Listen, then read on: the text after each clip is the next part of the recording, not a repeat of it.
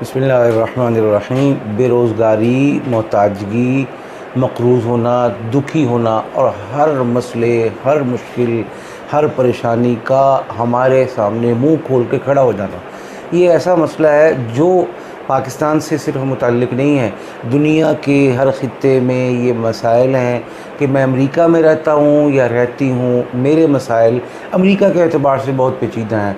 दुनिया जानती है कि डॉलर्स कमा रहे हैं, दुनिया जानती है कि यूके में पाउंड्स कमाए जा रहे हैं, दुनिया जानती है कि जर्मनी में, फ़्रांस में और इलाक़ों में रह के यूरोज़ कमाए जा रहे हैं। लेकिन राह पे आ जाने, वाह पे आ जाने कि बंदा किस मुश्किल, किस दुख, किस गम में है, ये अल्लाह या वो बंदा या उसके घर के वो लोग जो बीवी या बच्चे या खूनी रिश्तेदार जिनके अंदर एहसास या ज़मीर बाकी है, उनको अंदाज़ा होता है।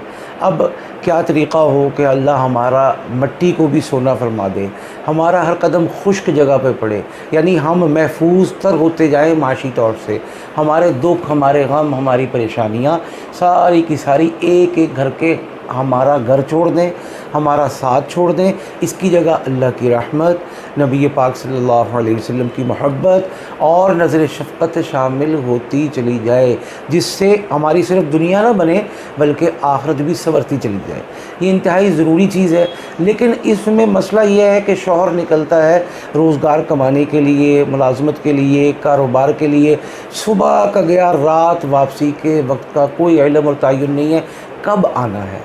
अब क्या ऐसा वक्त हो कि उसको मिले, क्या ऐसा वक्त हो कि जिसमें खाना खाए, क्या ऐसा वक्त हो कि जिसमें नमाज का बमुश्किल एहतमाम हो सके। लेकिन ख़वातीन पीछे उनके लिए दिल में दर्द रखती हैं, उनके लिए दुआ करती हैं, उनके लिए कोशिश करती हैं, उनके लिए कंधे से कंधा और शाने से शाना मिलाने का और कदम से कदम मिलाकर चलने का जज्बा रखती हैं। लेकिन क्या ऐसा अमल करें कि उसको दिन दुगनी रात चुगनी तरक्की मिले, उसको कामयाबी मिले और इज़्ज़त और वो मकाम और वो विक्ट्री स्टैंड मिल जाए कि जिसके बाद ये शख्स अपनी लाइन में नुमाया, अपने फ़न में नुमाया मकाम का हामिल हो जाए और सारे रोने धोने ख़त्म हो और इसमें क्रेडिट उसकी बीवी को भी जाए। अगर बच्चे कर सकते हैं, बेटियां कर सकती हैं, उनको भी जाए। और अगर वालिदैन हैं, बुज़ुर्ग हैं, शफ़ीक़ हैं और सेहत इजाज़त देती है तो वो भी इसमें शरीक हो जाएं। यानी जितने लोग, जितने मुहिब्बीन, जितने मुखलिसीन इसमें शरीक होंगे, इंशाअल्लाह जिसके लिए कर रहे हैं उसकी रहमत के लिए के दरवाज़े उसके लिए खुलते चले जाएंगे। और जब अल्लाह की रहमत का दरवाज़ा खुल जाए तो फिर कायनात का कोई दुख नहीं, कोई गम नहीं, कोई परेशानी नहीं बन सकती। तो इसके लिए 500 मरतबा ये दरूद पाक बहुत मुख्तसर है, पढ़ना है। तरतीब ये है कि हर नमाज के बाद 100 दफ़ा पढ़ लिया जाए या इकट्ठा 500 दफ़ा पढ़ लिया जाए।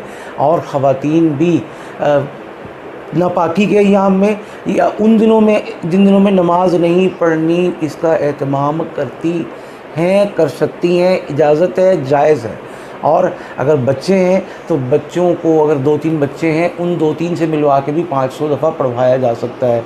लेकिन ये नहीं है कि बच्चों पर डाल दिया जाए तो खुद ना पढ़ा जाए, बल्कि बड़े भी पढ़े, बच्चों को भी शरीक करें। तो चलते हैं दरूद पाक की तरफ। इसके लिए जो वक्त एक मुकर्रर कर लिया, अगर इकट्ठा पढ़ना है तो वो आपने आइंदा फ़िक्स रखना है। कभी कभार किसी मुश्किल, किसी मजबूरी से आगे पीछे हो सकता है, लेकिन रोज़ाना ही मामूल आगे पीछे करने का कर लिया तो वो न सिर्फ मुनासिब नहीं है बल्कि अमल और वजीफ़ा अपनी तासीर कम कर देता है। तो चलते हैं दरूद पाक की तरफ।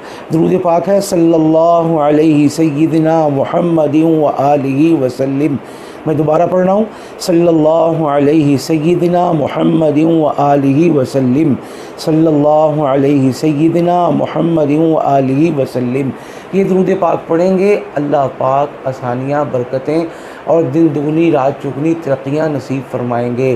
कर्ज़े होंगे तो वो ख़त्म होंगे और परेशानियाँ होंगी, आमदनी की कमी होगी, वसाइल की कमी होगी, अखराजात की ज़्यादती होगी, या पैसा आता है हाथ में टिकता नहीं है, किसी न किसी मुश्किल, किसी न किसी परेशानी और ख़र्चे ने मुँह खोला हुआ होता है।